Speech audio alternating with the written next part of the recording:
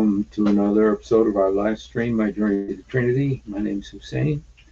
Happy to be with you, happy to be with me. And I know everybody's been doing Wes Huff stuff. And I've been listening to a lot of the videos with him, like the one he did with Pierce Morgan, the one he did with David Wood and Apostate Prophet, and the Carson. What's his name? Jimmy? Billy. Oh, Billy Carson. Yeah, I saw that one, and I saw I've seen lots of them. I've been watching lots of his stuff ever since that, especially the Billy Carson thing. But the first one I saw was the Pierce Morgan. I saw him on Pierce Morgan, and that kind of piqued my curiosity. So then I watched the Billy Carson, see what happened there. And then I liked the David, Ben David. That was great. And then and at work I was able to listen to a lot of the Joe Rogan interview with him. So the guy, just a sincere believer. And you know what? I think I may actually have met him because he was a missionary in Jordan. And I know I was in Jordan many times. Many times I went to Jordan. I mean, I never lived in Jordan, but I was there many times. When I lived in the Holy Land, I used to, because when I lived in the Holy Land, I'd have to leave every 3 months. Every 3 months, I'd have to leave and go and come back in, to renew my visa. Back then, that's how you used to do it. And so I'd go to Jordan. Sometimes I'd spend a week or so in Jordan, and it was always really fun. And I get to meet some of the American missionaries who are there. And so I met a lot of the American missionaries. And so I may have met him or his family in Jordan. I don't know. I'm not 100% sure, but uh, it's just that I have been there. And anyway, so that's when I was watching him, I was thinking, man, I wonder if I know him. But regardless of whether I know him or not, he is really a phenomenal gift to the body of Christ, and thank God for him. And so anyway, I was watching tonight a video of him talking about the Quran, and he's got some really cool insights into the Quran. And so I just like to watch bits and pieces and maybe make some comments about what he's saying. And okay, so let's go ahead and watch this. I was actually going to do something else too. I was going to do something about, well, I won't tell you, so I could do it tomorrow. So, okay, so let's go ahead and see. It's this guy's channel. Let me see. I'm not sure who this guy is that he's doing the interview. 324,000. Wow. I'm not sure what the name of this channel is. Oh, Daily Dose of Wisdom. I'm not sure who this is, but wow. It was. I really enjoyed listening to this, so I hope you guys enjoy this. So. After Jesus. Okay. And I think we're dealing with something very different with the Quran. The Quran comes 600 years after Jesus. Okay.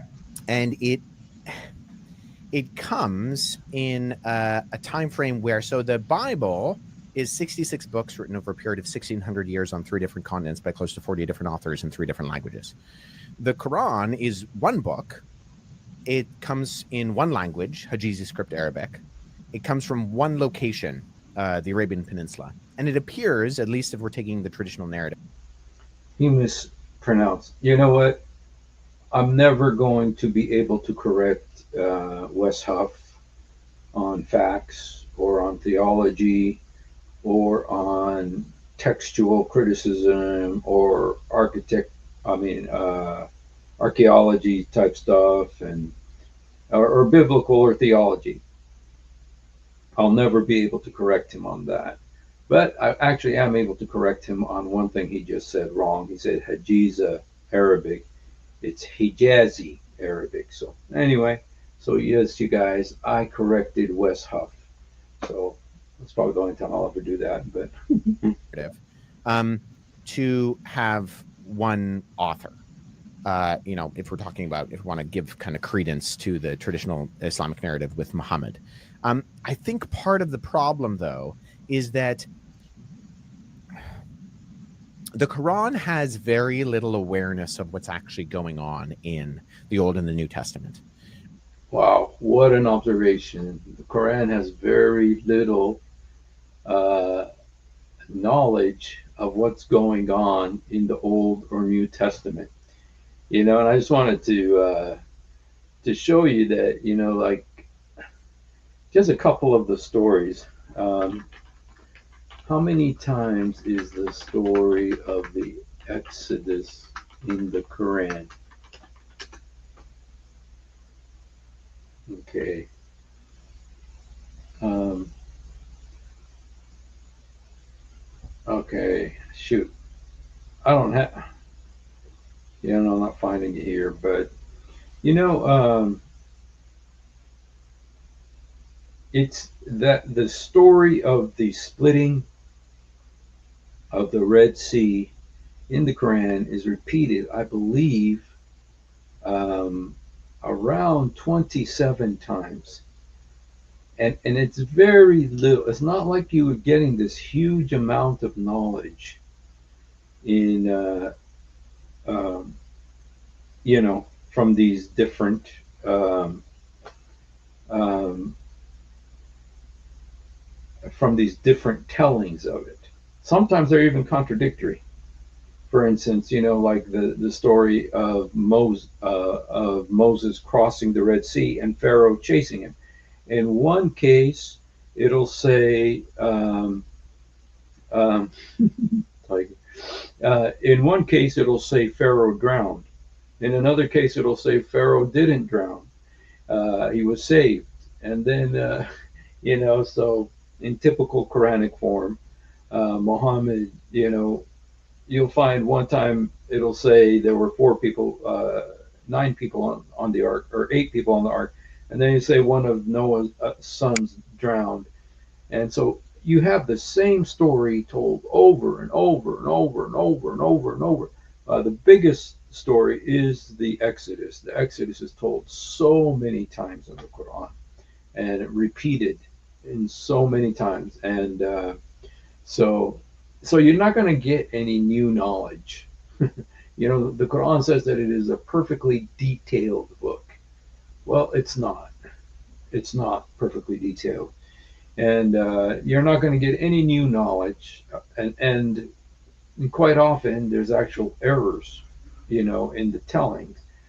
But but you do have the same story repeated over and over and over and over and over and over and over again.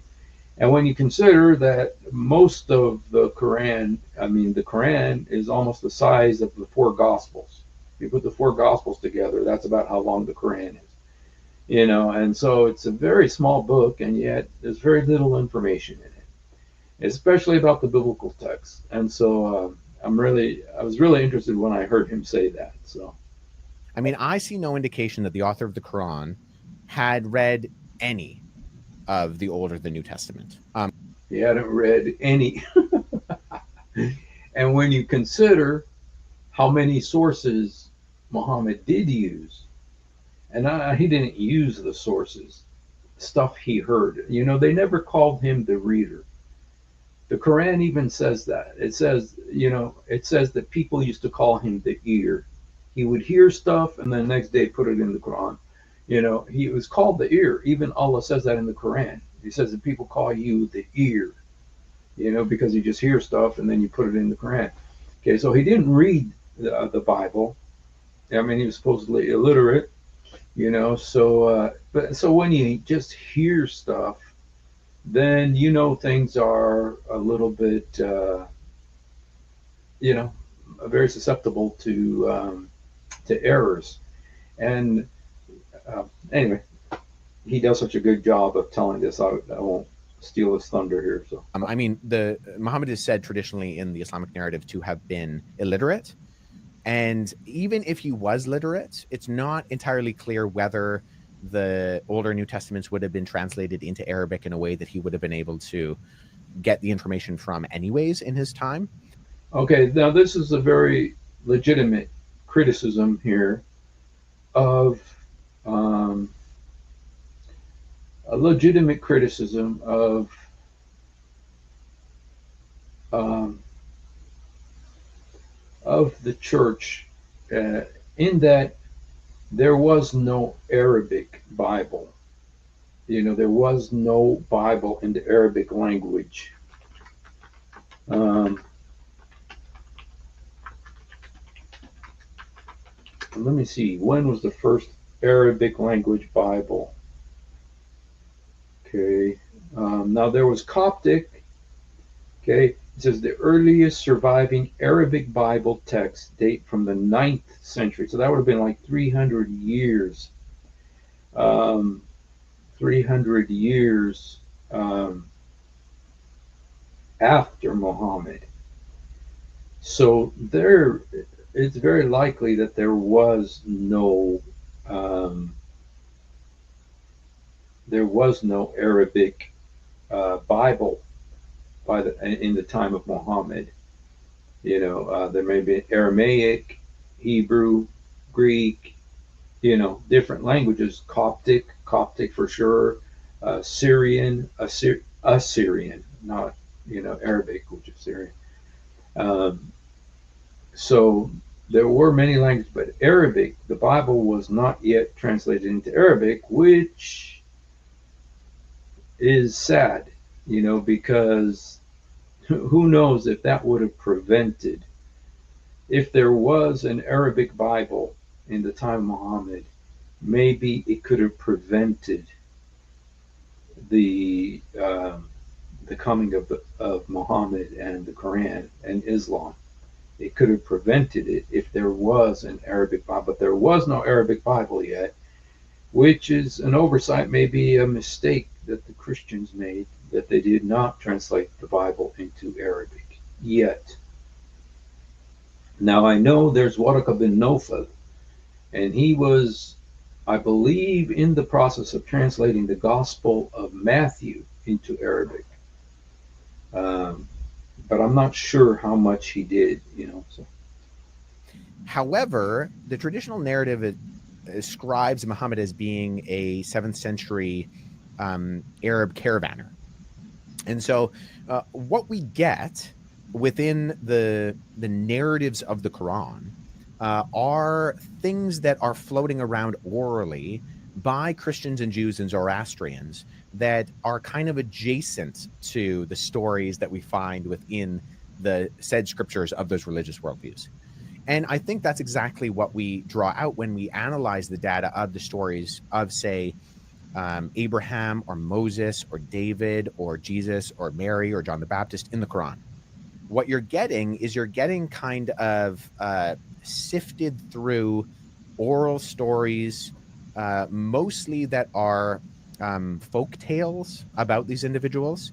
There's only one quoted verse of either the Old or the New Testament. This is, you guys, you might want to write this down. I think this was amazing right here. Okay. In the Quran, and that's the lex talionis, an eye for an eye, about these individuals. There's only one quoted verse of either the Old or the New Testament in the Quran, and that's the lex talionis, an eye for an eye and a tooth for a tooth. That's the only quoted verse from the Bible in the Quran.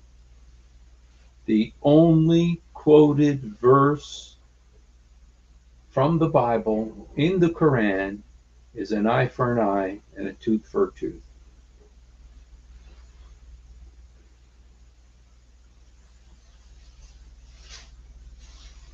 Now, there's some verses I think that would be close to biblical. Like, I know there's a psalm, um, oh, about Allah saying that He's coming back on the clouds of heaven, and then the dead are going to be raised. It's like the return of Christ in Daniel chapter 7, or um, when Jesus talks about coming back with the angels and stuff. But I mean, an actual quote. He's saying there's only one quoted verse from the Bible in the Quran. It's an eye for an eye. Okay. Now compare that to the close to 900 either direct quotations or allusions of the Old Testament in the New Testament. It's not even close. The New Testament is a Jewish saturated document that comes directly out of the Hebrew Bible and the Old Testament. Whereas the Quran is kind of in its own category and actually confuses and conflates a number of stories. So I was sitting down with a friend the other day who Okay. This is awesome. Confuses and conflates the Bible stories. And we've done lots of episodes about these conflations in the Quran of Bible stories, where he takes a bunch of them and he just squishes them together. And so he's going to list some of them here. and he was showing me some he does a lot of Muslim evangelism and apologetics, and there are a number of stories in the Quran where they take, say, stories from Exodus, Judges, and First and Second Kings and squish it all together, in that the details seem to be mixed up.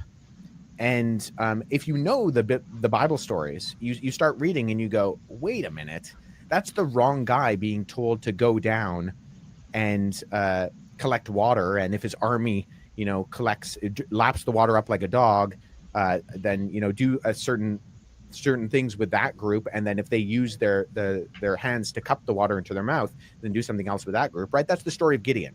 Yeah, I was gonna say, yeah. But if I'm remembering correctly, I think they ascribe that to Moses in the Quran. I could be wrong about that. Either way, so I'm going off the top of my head. Okay. These stories are. You guys, I think I'm going to just make this an episode where I can correct Wes Huff. So I've been able to correct him once already. Please remember that I did that, and please tell people that I did that. And so I'm going to correct him again. Okay, even though he already said that he might maybe got it wrong, but still, I still want to take credit for correcting him. And just the story in the Quran, okay, the story in the Quran about, there's a story about Gideon in the Bible where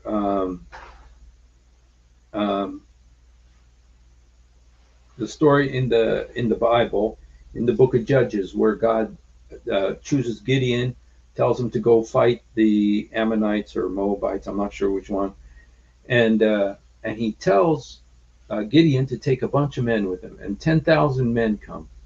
But then God says that's too many men, and then you guys will get the glory. So go to the river, and whoever laps the water with his hand, he can go with you. But whoever goes all the way in and puts his face in the water or uses both of his hands, then don't take him. And so it goes from 10,000 down to 300. Okay, and so that story is about Gideon, but in the Quran it has this story, and it's not about Gideon. It's about Saul. It's about Saul, and they don't have the name Saul in the Quran, but they use the name. They call him. It's in chapter 2, verse 249. When Talut, they call Saul Talut. I'm going to do an episode about all the wrong names in the Quran. They got Saul's name wrong. They got Imran's name wrong. They got Jesus's name wrong. They got Abraham's name wrong. They got who else? Idris, who I think maybe Enoch's name wrong. So there's all these wrong names in the Quran, and so Saul is Talut, and this is what it says about Talut.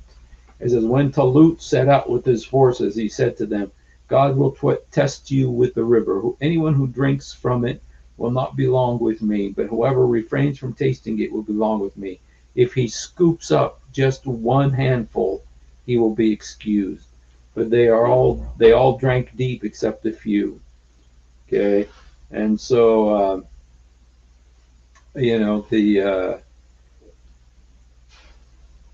so that it makes it about Saul, whereas in the Bible it is about Gideon. And so the name of Lot is actually correct in the Quran, Lut, which is correct. The only thing that is wrong about it is that they say he's a prophet, where he is not a prophet. Okay. They're squished together. Where these are squished together. They ascribe that to Moses in the Quran. I could be wrong about that. Either way. So I'm going off the top of my head. Okay. These stories are squished together. Where in the Esther story, who is Xerxes' right-hand man? What's his name? Haman. So Haman, that's a Persian name in a Persian context, right, with King Xerxes. In the Quran, that is the right-hand man for Pharaoh in the Exodus story. So we're getting all these details confused. So I don't think the Quran is on the same standing at all. Not only that, it's not on the same standing at all. And just about that, Haman, I've done videos about this, that Haman was about approximately, Pharaoh was approximately 1400 years before Jesus, whereas Haman was about 600 years before Jesus. Being generous, it's about 600 years before, possibly less, possibly around 450 years before Jesus. And so you got 1,000-year gap between Pharaoh and Haman. But in the Quran, they're all squished together, and it's like time doesn't matter. Haman is Pharaoh's right-hand man. Now we know that in the book of God, the Bible, that Haman is the right-hand man of Xerxes, the king of Persia, in the time of Esther, not in the time of Pharaoh. And then also, if you look in the Quran, it even makes the mistake even bigger, because in the Quran, they are standing at the Tower of Babel. So Pharaoh and the Tower of Babel, was approximately 600 years before Pharaoh. 600 years before Pharaoh, and then 1,600 years before Haman. But in the Quran, they're all together, squished together into one verse. So it's a historical squishing is the historical name of it, is to squish. So it's historical squishing. Maybe I gotta do a live stream, call it historical the squishing. The word is from Wes Huff, so I don't get credit for it. But I think the Quran has a bigger issue in that in chapter 3, verse 3 of the Quran, it says that God, Allah, sent down to Muhammad. And right now he's going to address one of the big topics in Christian apologetics today, Christian apologetics in terms of preaching to Muslims, which is the Islamic dilemma. And he's actually addressing it here beautifully. He does an awesome job. I'm going to let him play the whole thing. I'm not gonna say anything, just so that you can hear it, because I think he does an amazing job here. God, Allah, sent down to Muhammad a book and truth, right? That is the Quran, confirming that which came before it, and that he revealed that truth in the Torah and the gospel. So we have that in chapter 3. But then we have this really big issue throughout the Quran, where then in chapter 5, it says something similar. It says, say, O people of the book, you are standing on nothing until you uphold the law of the Torah and the gospel. And that which has been revealed to you from your Lord, and that which has been revealed to you from your Lord will surely increase many of them in transgressions and disbelief. So do not grieve over the disbelieving people. And we have this continual refrain within the Quran that God sent down the Torah to Moses, sent down the gospel to Jesus, and sent down the Quran to Moses. And then it kind of comes to its culmination. And this is the verse that I bring up to my Muslim friends when I'm talking with them. Because in chapter 5, verse 46 and 47, we have once again this chain of custody. We sent, following the footsteps, Jesus, the son of Mary, confirming that which came down before him in the Torah. Right? The Torah was given to Moses. And we gave him the gospel. Right? So then the gospel confirms the Torah, in which was guidance and light, confirming that which preceded it in the Torah as guidance and instruction for the righteous. Okay, so now we have, these links, right? Keep in mind, if you picture a visual chain with links, okay, you have the Torah, you have the gospel, and then you have the Quran. And then verse 47 of chapter 5 of the Quran says, and let people of the gospel, right, that's you and me, Christians, judge by what Allah has revealed therein. Well, what has Allah been revealed to the Christians? Well, that's the gospel. It's already stated in the previous verse. But it says, whoever does not judge by what Allah has revealed, then it is those who are the defiantly disobedient. Control and domination. That's the goal of all power systems. Now, this is a problem, right? Because if the Muslim wants to assert that, say, the gospel, because it's been corrupted, is not the gospel that is being referred here, then either this verse has no context and has no application to me as a Christian today, or Allah was not able to preserve that, document, which, I mean, we know exactly what the Gospels looked like in Muhammad's day in the 7th century, or he allowed it to be corrupted for some reason or other. But even if all those things are true, how then do I not be the defiantly disobedient? Because I'm told to judge by what has been revealed to me in the gospel. And if I do that, and I see that the Quran is telling me as a person of the gospel, a Christian, to judge by the gospel, if I judge the Quran by the gospel, I find the Quran has no earthly idea what is in the gospel and actually contradicts the gospel multiple times. Chapter 5, verse 157 denies the crucifixion outright. And so here's another chance for me to correct Wes Huff. Now, you guys, I'm not going to be able to do this very often. He is so centuries ahead of me in terms of his knowledge and everything like that. So I am not capable of correcting Wes Huff. Okay, I'm not on his plane in terms of knowledge by any means. He's doing his doctorate and stuff. But I am having opportunities on this video to correct him. And so I'm going to correct him again. This is the third time, by the way, you guys, that I've corrected Wes Huff. So please remember, you guys, that I actually have been correcting Wes Huff. He said 5:157. It's actually 4:157. So I would say if the Quran is true and I try to obey it, then the Quran is false. That's what I wanted to show. Okay. I want to write that down. Okay. I love this.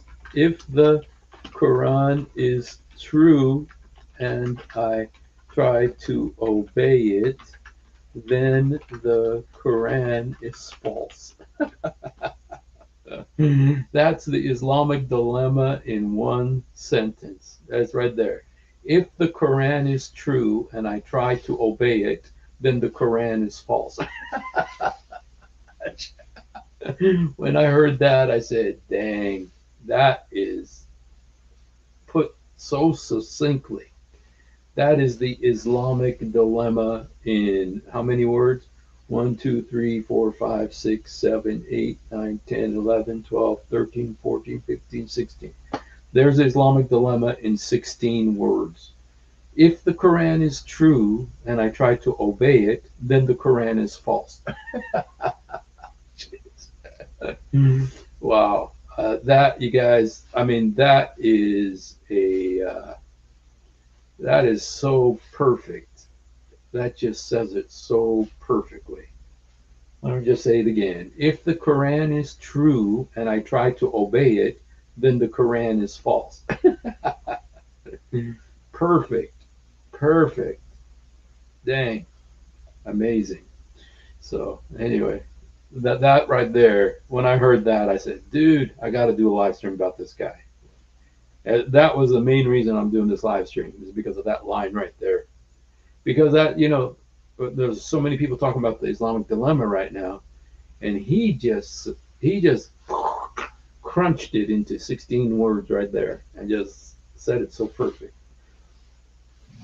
Because the statements that the Quran makes to me as a Christian here in chapter 5, verse 46 and 47, merits that in order for me to not be the defiantly disobedient, I have to judge the gospel by the gospel. And if I judge by the gospel, I find that the Quran doesn't understand the gospel. So there are a number of things going on, I think, with Islam. Wow. I think historically there are some big issues, chief of which, it denies the crucifixion. And you can read some of the most skeptical New Testament scholars out there. Bart Ehrman himself, if we can know anything about Jesus, we know that he was crucified under Pontius Pilate. And so if you're going to deny that, you're really going up against the entirety of the test. I mean, I want to just read that. I think it's a great quote there. It says, virtually all scholars agree that Jesus was crucified. While there's no consensus on all the details, almost all modern scholars consider his baptism and crucifixion to be historical facts. Some scholars may differ on the specific details of the crucifixion, but the event itself is widely accepted as historical. I mean, it's a fact. It's not like a theory or a legend or a myth or anything. It is a fact. Okay, and so you're really going up against the entirety of the testimony of what we do know about Jesus, even by the most skeptical standards. Now, I was watching your episode on PBD podcast, and I remember you were getting into some of these details about the Quran there as well. And I remember you talking about this idea of controlled transmission. Whenever you browse the internet or visit any website, you're leaving traces of your personal data. Data brokers are then selling. This is a big deal for Muslims, is that we've got 1% off the annual plan. Again, that's in promo code DOGE. Now back to the video. From the conversations I've had, this is a big deal for Muslims. Okay, now this, you guys, is really awesome. This is really awesome. This is a very important topic he's going to cover here, because this is, you guys know about the telephone game, right? The telephone game where one person whispers in somebody's ear something, and then they got to whisper into the next person's ear, and then you got to whisper into the next person's ear, and they got to whisper into the next person's ear. And then by the time you get down to the end of it, it's completely changed what it's saying, what the quote is, because they hear it differently and stuff. And so a lot of people, like including left-wing communist Newsweek magazine, say that's how the Bible was transmitted. Well, he talks about this, and this is, wow. When I heard this, I thought, wow, this is awesome. So Muslims is that we've got one word of God, and you guys have all these problems with ESV, KJV, etc. Yeah, I mean, in one sense, that's a bit of a red herring, because we don't have different versions. We have different English translations, right? They're not different Bibles. They're just different iterations of the rendering of the text in the original language. You know what? This isn't actually what this is. I think he does talk about that, but right now that's not what he's talking about. Which in one way, the Muslim doesn't have the issue of, because even though there are, say, English translations of the Quran, my Muslim friends will tell me, even though I've read the Quran cover to cover a few times now, that I have never read the Quran, because the Quran only exists in Arabic. So if we're talking about the historical reality, Wes, sorry to interrupt you, but can I ask this question on that point before I forget it? Is Sure. it true that 80% of Muslims globally can't read Arabic and therefore can't read the real Quran? Yeah, so that's an interesting question. I don't know the statistics now. I mean, I was investigating. Okay, the definitive percentage is difficult to pinpoint. It is estimated that around 20% of Muslims globally, or approximately 362 million, are Arabic speakers. This signifies that a significant portion of the Muslim population resides in regions where Arabic is spoken natively or as a major language. That's a very, it's only 362 million. And Muslims are always bragging about how many, the fastest growing religion, they got 1.8 billion or whatever, uh, you know. And if that's the case, then the unbelievable vast majority of Muslims cannot read the Quran, okay, because they don't know Arabic. And then you guys go find out how many Arabs can read the Quran. Because so much of the Arabic uh, speakers and readers don't read and write Arabic. My dad didn't read and write Arabic. He never went to school. So you know that it, and when you consider the amazing emphasis in the Quran on Arabic language, that the Arabic language is so important, and the Quran was it was so urgent that the Quran be Arabic. It was so urgent that it be Arabic. And then it was so urgent that according to the Hadith, Allah sent it down in 7 different kinds of Arabic. The 7 ahruf, the 7 modes of Arabic. It was so urgent that it be Arabic, not German, not Japanese, not Chinese, but Arabic. And so but because of that, the Quran, most Muslims don't have a clue what's in the book except for what they hear at the mosque, and they can't read it. It's not like I can go read the Bible. I can read the Bible in English and find out, but they can't because it's in Arabic. Investigating this probably about 5 years ago. I always tell the story. I had this friend. He was from Indonesia. Back when I was in university doing my undergrad. He was an older guy, and we'd meet together and we'd read the Quran and the Bible, and I was sort of trying to be an influence in his life.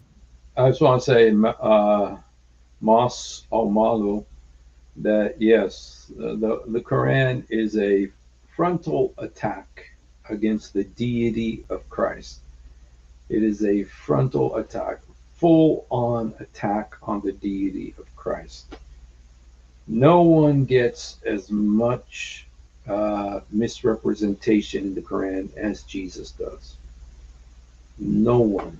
I mean, Moses, is mentioned 105 times, and it says crazy stuff about him, but not to the degree what happens to Jesus. It's almost as if the book is so focused on attacking Jesus, belittling Jesus, divesting Jesus of his deity and his identity as a son of God. So, yes, it is an all-out attack on Jesus. I think he was realistically trying to convert me as well. But in our back and forth, at one point, I remember it was over Ramadan, because during this time, what I would do is he would be reading the Quran cover to cover during the a span of the 30 days of Ramadan. And so I would do that with him, because the Quran is not actually that long. It's not like reading the entire Bible in one go. It's approximately the size of the Synoptic Gospels, Matthew, Mark, and Luke. So you can do it. It's not light reading or short reading. But he didn't actually know Arabic, but he could pronounce Arabic phonetically. And he had almost memorized the entire Quran phonetically.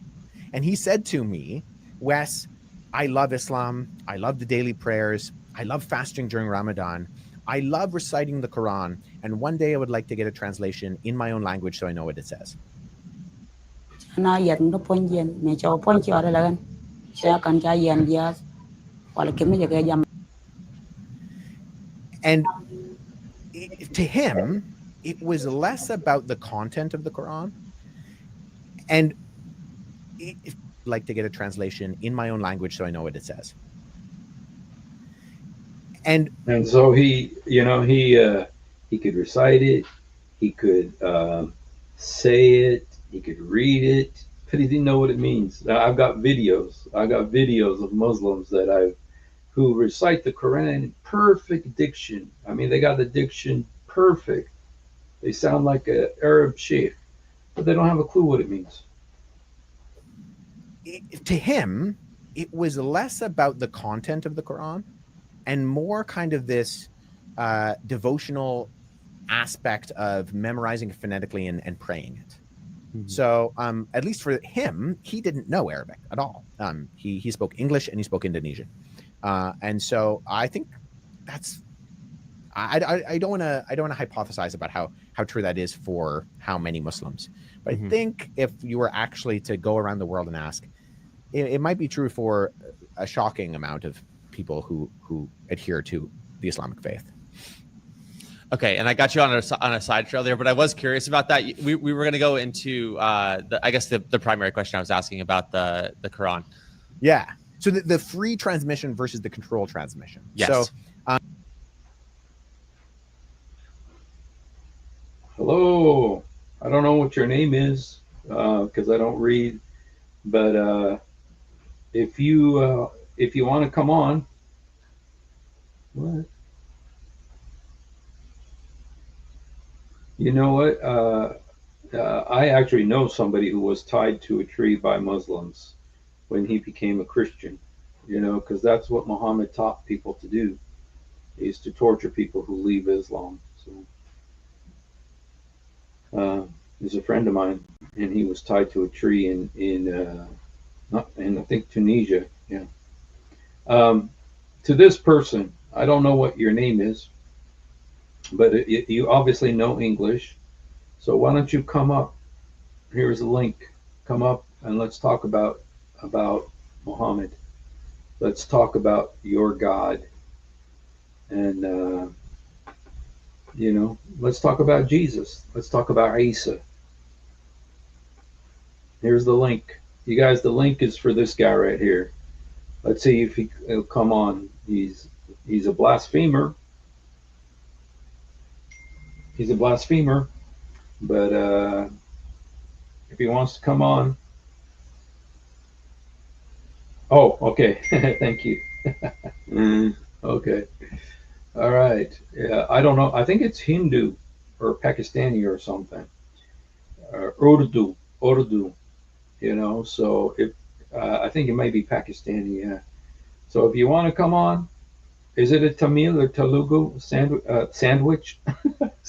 I mean language. No, not Urdu. Okay, South Indian. Okay. Okay, Emmanuel says it's not Urdu. Come on, Mr. Urdu. There's the link. Be brave. Come defend your God. Come defend the Quran. Okay, because Wes Huff isn't done. He's gonna roast. He's gonna have a Quran roast here. So and he doesn't do it with anger. He doesn't do it with indignation or anything. He just points out the facts, and the facts are devastating. So. Historically, there are kind of three facts of a freely transmitted text that you want to look at that will outline it as freely transmitted. And so the first is that the more manuscripts one has, the more variants one will have, right? Okay, you guys, this, you maybe haven't heard this before. I haven't heard it very much, but this is so important. This is so important. I've heard it from several different people, and it's very clear, it's very simple, but you really have to pay attention to get it. Maybe even write notes about the freely transmitted. This is very important. So please pay attention to what he's saying, because it is very powerful. So I'm going to go back a little bit so you can hear this part. a freely transmitted text that you want to look at that will outline it as freely transmitted. Go into I guess the primary question I was asking about the Quran. Yeah. So the free transmission versus the controlled transmission. Yes. So free transmission versus controlled transmission. Historically, there are kind of three facts of a freely transmitted text that you want. Okay, there's three facts about freely transmitted text To look at that will outline it as freely transmitted. And so the first is that, and you guys, the Bible is freely transmitted. It wasn't forcefully transmitted, it was freely transmitted. the more manuscripts one has, the more variants one will have. Right? Okay, write that down if you're writing this down. The more manuscripts you have, the more variants you'll have. The more manuscripts you have, the more variants you'll have. And we've got like 26,000 manuscripts. Okay, so. Right? The more copies, particularly handwritten, the more variants and differences between the manuscripts you're going to find. The second is if you only have one witness, you will have no textual variants, but you will likewise have little basis upon which to believe you have the original text. Okay, if you have one witness, you have no. Let me just play that again. He says stuff, man, so fast. Okay. Is particularly handwritten, the more variants and differences between the manuscripts you're going to find. The second is if you only have one witness, you will have no textual variants, but you will likewise have little basis upon which to believe you have the original text. Little basis on which to believe you have the actual text. Little basis to believe you have the actual text. Wow, dude. I mean, it's so simple, and you just see, but it's so powerful. And that, you see, that's about Islam. You have little basis to believe. What was that thing that came to him in the cave? I'm dependent on his word for it, you know, and that's because you cannot do comparative analysis to figure out what has been inserted or deleted. You cannot do comparative analysis to see what's been inserted or deleted. Yay, that is so powerful. And then the third is that the more witnesses you have, the more confidence you have that you have the original text. The more witnesses you have, the more confidence you have that you have the actual text. So we've got these 26,000 texts, you know, from which we can see and they may have more variants, but you can compare it to find out where that, you know, that the message is the same. And I'll let him talk because I'm going to mess it up. So despite the more copies you have leading to more textual variants, the fact that you have variation allows you to do things like comparative textual analysis to figure out why and when things were added in. So what we have with the Quran is what we have with the New Testament is a text whose transmission is not controlled by an external authority such as a government. Okay, so the New Testament was distributed or dispersed, not controlled. It was freely. It was a free transmission, and it's widely copied without constraint. Without constraint. And so this is what I deal with in my doctoral work. I look at manuscripts from the 2nd and 3rd century, and you can tell that a good portion of them are not copied by professional scribes because of the, just nature of some of the mistakes that happen in the text. Now, the flip side of that is a controlled transmissional text, which is a text whose transmission is one that is copied under the guidance of an external authority. And this is exactly what we see within the Quran. So you see, with the Quran is a controlled transmission. Okay, so you think of Abu Bakr, think of Uthman. Okay. See that the Quran is kind of overseen by the external authority of what happened after Muhammad's death. So Muhammad dies in 632, and that's recorded in Sahih Bukhari and Sahih Muslim, which is the kind of authoritative documents for Islamic tradition for the life of Muhammad. So it's traditionally called the Hadith.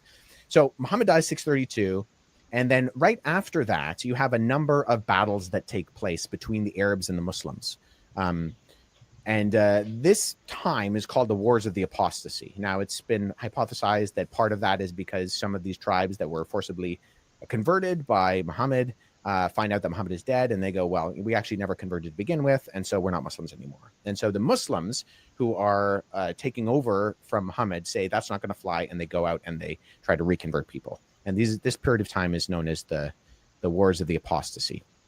And there's a particular war that happens in 632, just after Muhammad's death, called the Battle of Yomama. It's really easy to remember because it's your mama is a big battle to fight.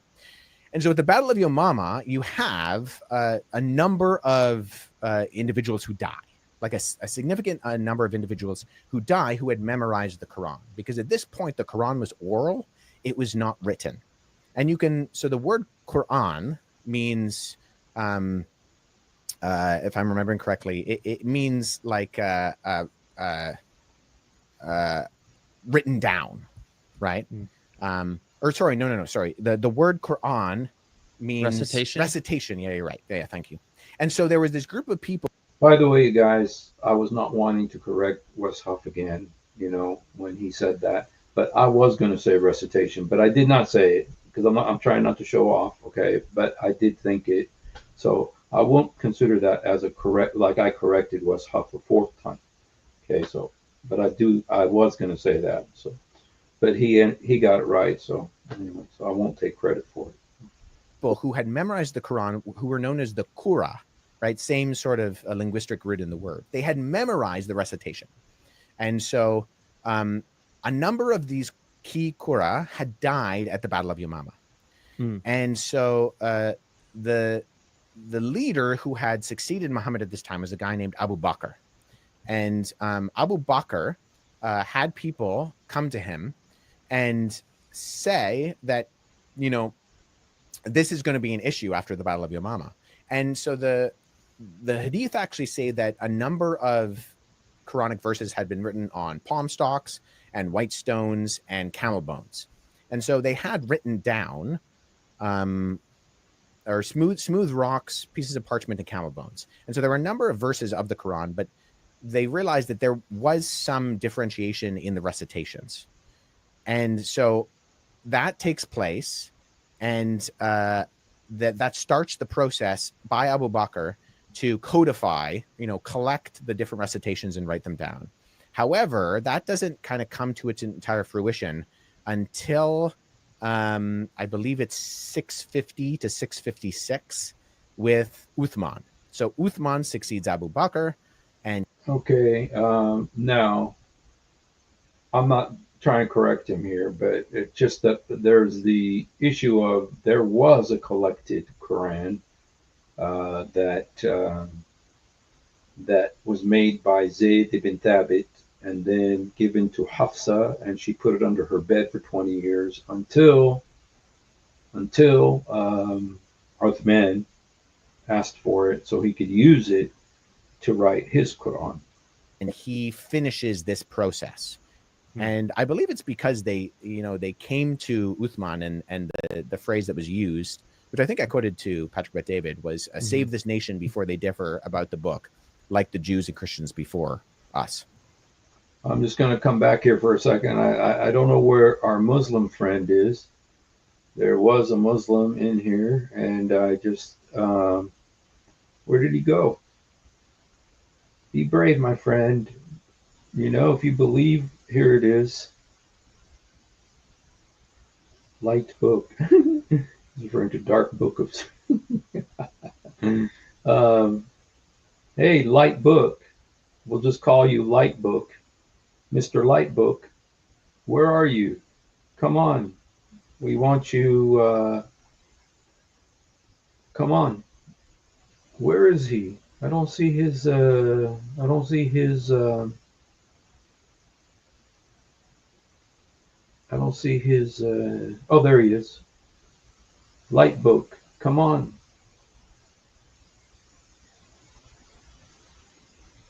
If we're saying something wrong, come correct us. Might be a Hindu, but he said if Jesus fake God. I don't know. Light book. Okay, but if you want to come on, I'll even put the link one more time. If you want to come on, it'll be fun, man.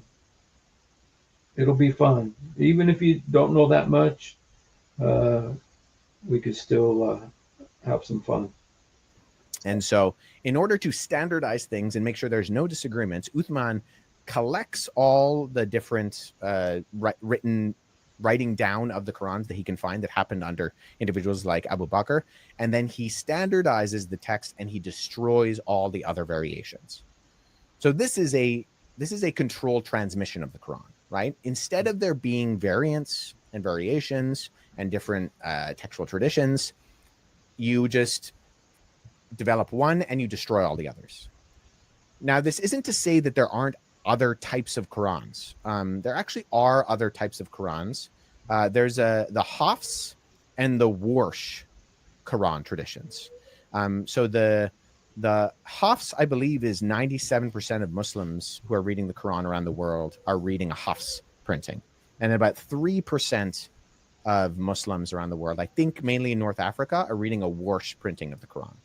And the printing of the Quran, if you say go on Amazon and purchase a Quran, it's a Egyptian printing from 1924.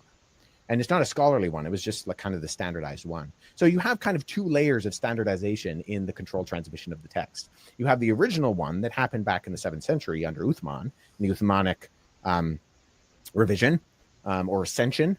And then you have the 1924 Egyptian printing that took place, which is if you buy a Quran on online, that's what you're going to get. I'll leave a link. Okay, so anyway, they're he says a lot of really great things. So yeah, I just really appreciate it. But my very favorite, you guys, my very favorite thing that he said. Let me put it up again here. Okay. If the Quran is true and I try to obey it, then the Quran is false.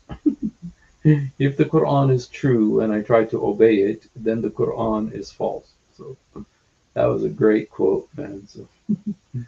So yeah. Well, too bad our friend didn't come up. If there's any other Muslims who would like to come up, you're welcome to come up. I'll put the link one more time. If there's any other Muslims who would like to come up, you're welcome to come up and defend your prophet, defend your book. No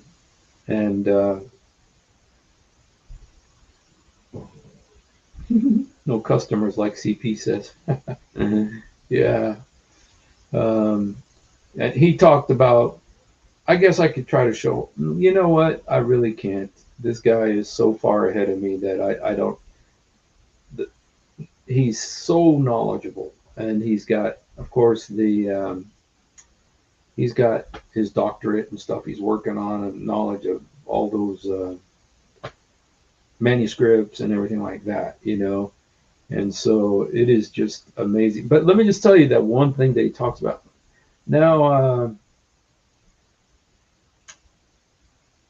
let me see if somebody said that there was the telephone game thing.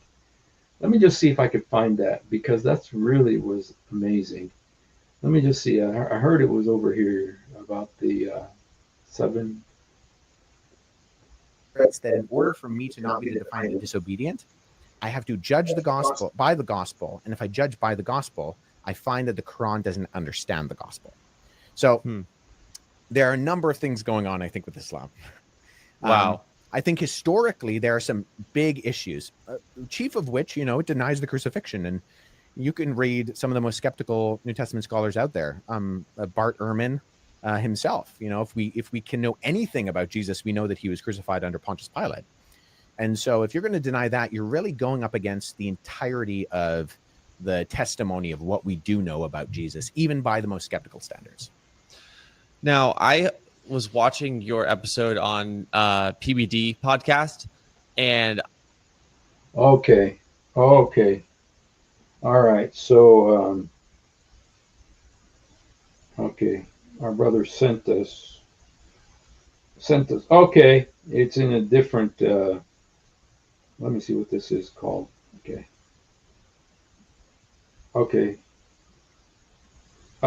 So this is the. I just want to show you another video, by Wes Huff, where it talks about the telephone game, because the telephone game thing was really awesome.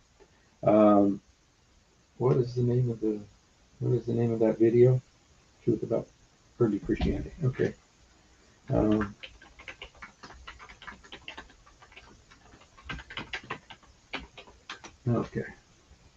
Okay. Yeah, this is the one. And the viral 30-second pink salt.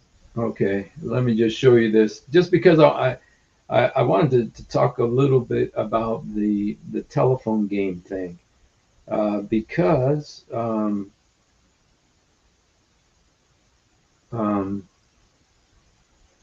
yeah, I thought it was awesome. So that's the reason. Okay, it's supposedly in verse 7 for you.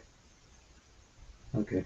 On the from the person sitting next to us on the plane is so far back. There are so many copies and so many distortions, and we can't really get back to Jesus and the apostles. What do you say to it's sort of like the telephone game. One person tells another person, they tell another person, they tell so many copies. This is what people hear often from skeptics. How do we answer that? Yeah, so I recently actually did a talk at Liberty University where I played a clip of stand-up comedian David Cross, where he used that exact illustration. He talked about popes and kings and scribes throughout history who have altered the text. And how do you know that you have what the original author wrote when you just have such a span of time in between?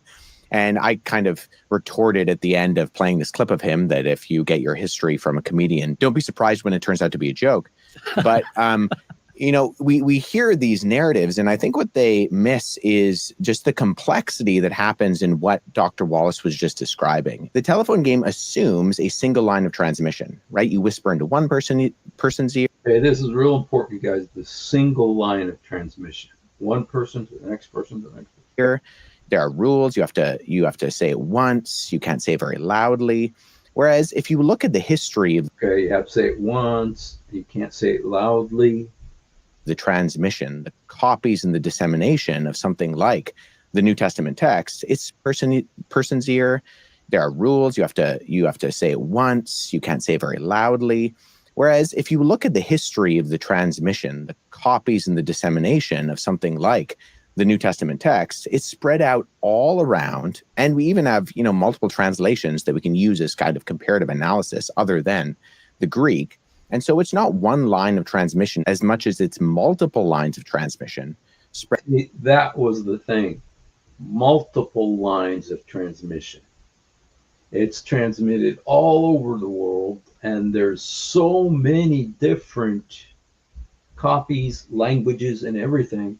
But you could use those to compare them and see that, yes, it is it is the same thing. It is this, the message is the same. And the words are the same, And so I really like multiple lines of transmission, not a single, like the Quran is a single. And you just have to trust that this is right. But with the multiple lines of transmission, then it becomes much more believable. I got to be careful because I'm not an expert on this, and so I could actually end up hurting the argument by trying to put it into my own words. But it does remind me of an Islamic concept that they use about hadith. It's called mutawatir, Mutawatir means that they hear the hadith from many different sources. And that makes it stronger because you're hearing it from over here, and you're hearing it from over here, and hearing it from over there, and hearing it from over there. That makes it stronger because it's not from one source, it's from multiple sources, but it's the same words, and that's how the Bible is. So spread over a long period of time with scribes in different locations writing to different audiences, who the audiences themselves are at different locations. So there are ways to vet this process via what Dr. Wallace just described in the methodologies of textual criticism that really cut out the telephone game assumption. And really, when you talk to people who use the telephone game analogy, often what they have in mind is not necessarily transmission in a text being disseminated throughout the ancient world, but translation. They kind of assume that the Greek is being translated into Latin, and then the Greek copies are destroyed, and then the Latin is being translated into German, and then the Latin copies are destroyed, and the German's translated into Old French, into Old English, and eventually we get our modern English translation. And so you have this long span of time of translations of translations of translations. And sometimes when people accuse me of having a translation of a translation of a translation, I pull, my Nesilan text out of my backpack and say, well, I've translated this multiple times over and over and over, but I don't think that's what you mean, right? So anyway, but that was kind of what I wanted to say about that multiple lines of transmission. And so, yes. So, yeah, duct tape. Yeah, whoever said duct tape. It's my wife. So. Yes. So, yeah, he was on PBD, and it was a really good interview. So, Patrick is really smart. All right, Mutawatir. Yeah, Mutawatir. Yes. All right, you guys. Well, yeah, I just wanted to do a little think about that. I thought that was an awesome interview. There's so much meat in that, really. The guy's a gift to the body of Christ, He helps to set things in order. And the way, it's so interesting to hear different people talk about Islam from their perspective. For instance, it was interesting listening to Jordan Peterson, when he did the comparison between Jesus and Muhammad, and he said Jesus was, a teacher and merciful and loving and giving and powerful, irrefutable. But Muhammad was a warlord.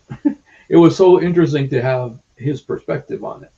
And now this guy's perspective from the historical, archaeological, all that textual criticism field, to hear what he has to say about Islam is so interesting. Come on, man. Why don't you come on? Why don't you come on? Don't be afraid. If you believe on what you're saying, here's the link. Be brave. You don't have to be afraid. We just want to have a discussion. Come up live.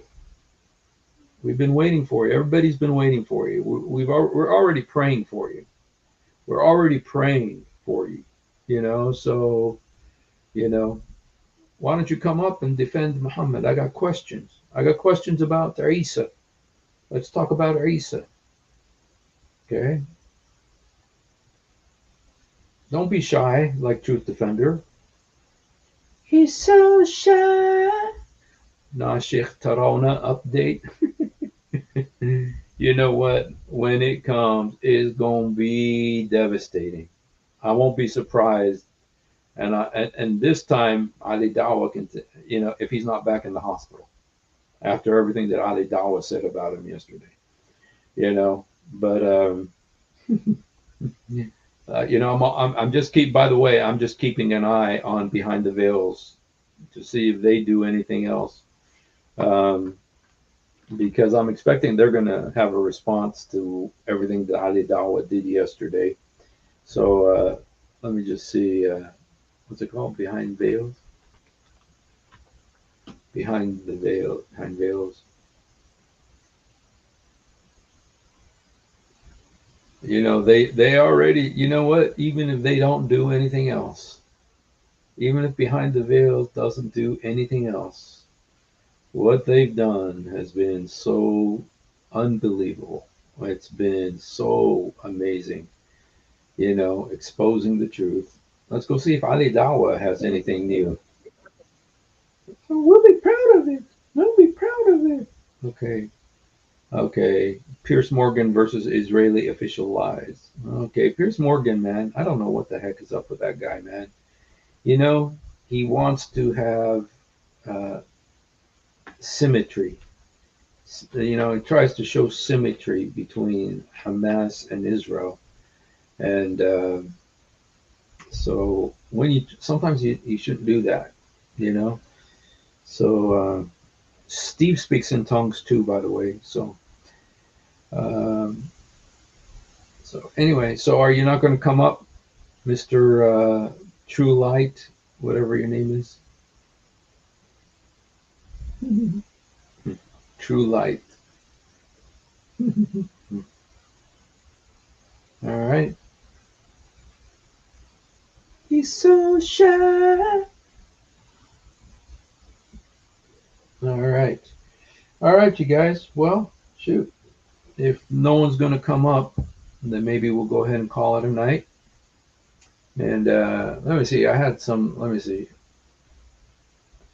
I wanted to ask a Muslim about some hadiths. And some of these hadiths, let me see. I wanted to, Father Zechariah had some hadiths the other day. Let me see if I have them. That's why I love my...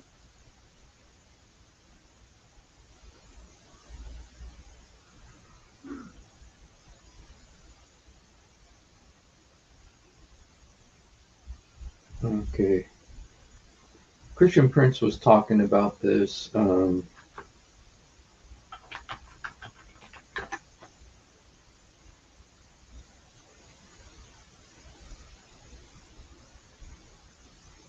Okay.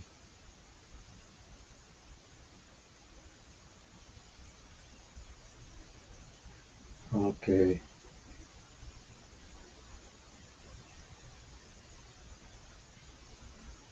All right. I just wanted to show.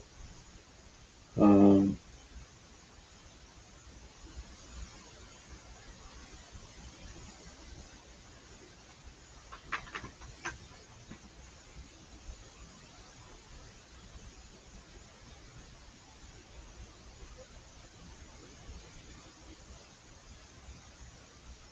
okay. There's a hadith that talks about the jinn, what they do. Um, and the prophet asked him what was in the skin vessel. And when he replied that he had some nabid, he says it consists of fresh date and pure water, lit the night of the jinn, Abu Talib's death. And prophet went to Ta'if to proclaim his message, but was driven out. Returning to Mecca, he spent the night in the valley of Nakhla, and we are told that a company of the jinn listened to him reciting the Quran. Okay. Um,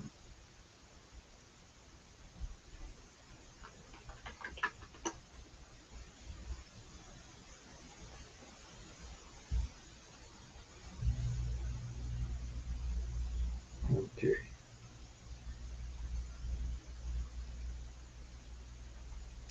Okay.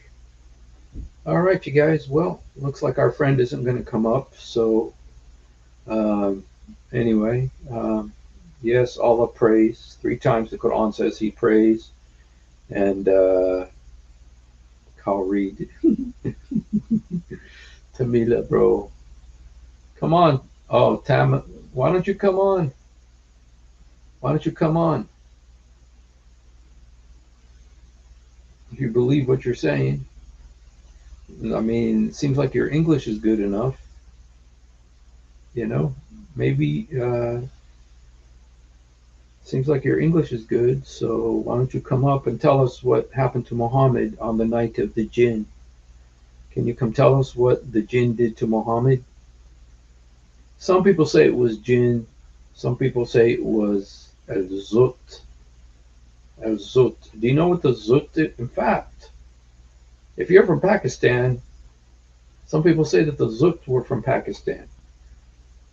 And so, yeah, if that's Muhammad Saleh. You know, I've heard of Muhammad Saleh, but I don't, I haven't. Should I? You know what? If you're of the Zut, because there's hadith that talk about the Zut and the jinn. Um, so if you want to come up, yes, that's what I was thinking of Masamala. uh, that's the hadith I was looking for. So if you want to come up and tell us about the Zut, because supposedly those are related from Pakistan or India or something. So, you know, Muhammad had an encounter with them.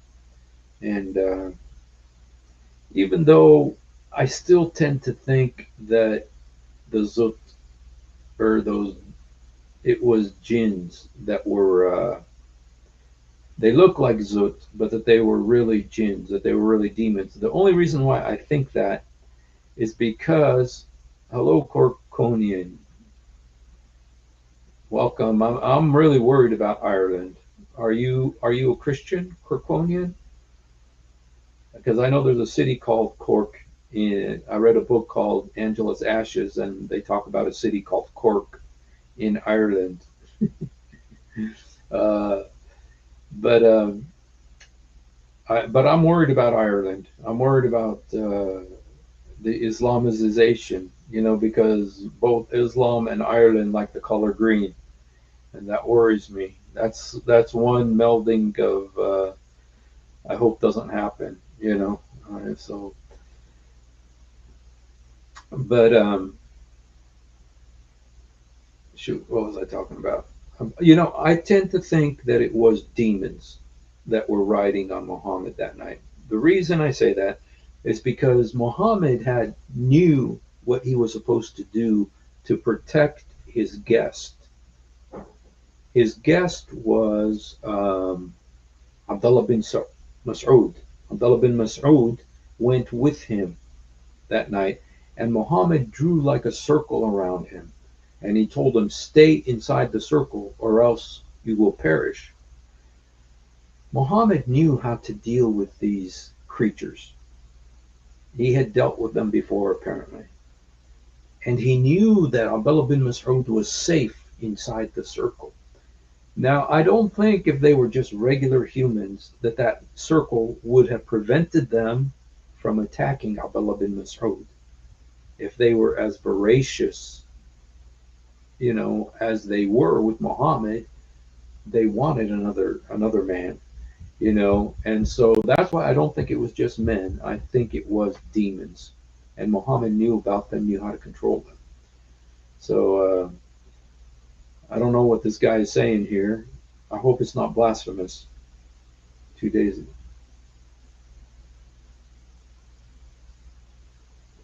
2 days ago, I saw a short clip of a suburban UK. People were literally cooking what looked like a lamb on a spit on the literal sidewalk.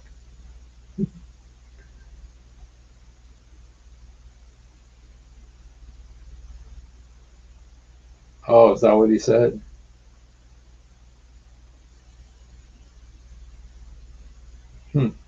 Crazy. This demon.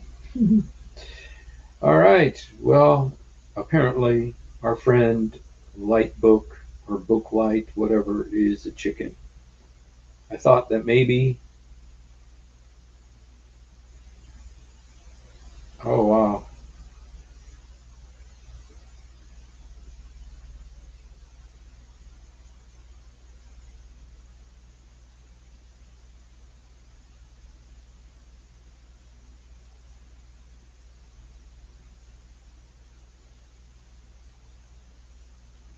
Reminds me of when I lived in Gaza. You know what they used to do? They'd make this thing called mendi, which is they dig a hole in the ground and then they put wood and they make coals, you know, and embers, and they would put a sheep in it, and then they would cook it. And so, yeah, well, you know, probably see a lot of that in Sharia Town, Texas, you know, so. All right, you guys. Well, I think I'm going to go ahead and call it a night then. Thank you for hanging out. If you haven't done it, please do it now. Jesus, help me. Jesus, forgive me. Jesus, come into my heart. Jesus, help me. Jesus, forgive me. Jesus, come into my heart. يسوع ساعدني. يسوع سامحني. يسوع ادخل قلبي. We love you, but much more importantly, he loves you. So thank you for spending a few moments with us tonight. Let's see this. Yes. Then they came and started riding on the messenger of Allah, and he began reciting to them. I was terrified of them. I returned wearied and exhausted in pain. So, yep, street lamb. All right, you guys, you have a wonderful night. Thanks for spending a few moments with us. You know, if it wasn't so late, I'd stay a little bit longer, but God bless you guys. And, you know, Jesus might come back today.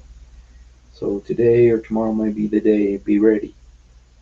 I tell you, with the stuff that's happening with Ezekiel 38, you know, the interesting thing about Ezekiel 38 is you can say the main countries in Ezekiel 38 and 39 are Israel, Iran, Russia, the United States, Saudi Arabia, Yemen.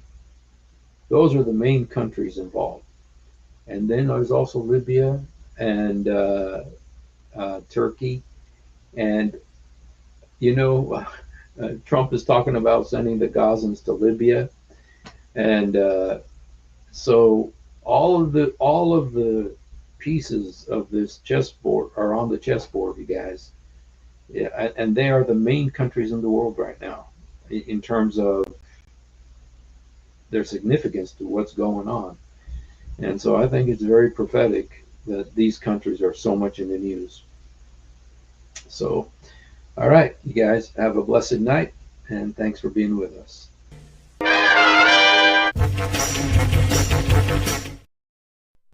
If you have ever wondered why dull apologists lie so much, it's because on a rare occasion that they tell the truth, this happens. One of the reasons I accepted Islam was the scientific miracles.